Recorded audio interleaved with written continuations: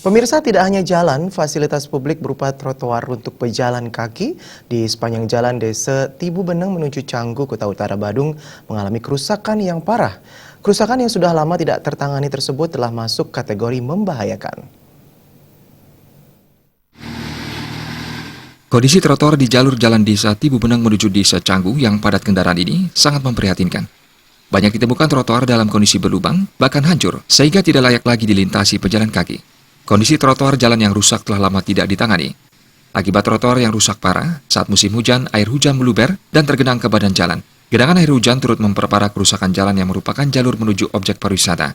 Jalan itu dilalui banyak bus dan truk besar dengan beban yang berat.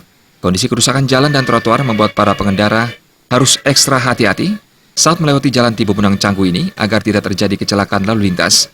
Tokoh masyarakat Kuta Utara yang juga anggota DPRD Bali, Bagus Witra, mengatakan, kerusakan infrastruktur jalan arteri penghubung Badung dan Tabanan memang telah tergolong parah. Di samping membuat macet, kecelakaan lalu lintas kerap terjadi. Sebagai jalan milik provinsi, dirinya sempat melakukan koordinasi dengan Dinas PU, perbaikan trotoar dan jalan di Tibu Beneng Canggu akan direalisasikan pada tahun 2017 mendatang.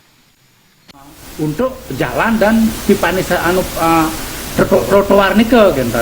Jadi itu kemarin yang sudah komunikasi sareng Pak Kadis sudah matang. Jadi Kadis PU juga sudah bilang bahwa di tahun 2017 pasti itu akan dibikin permanen.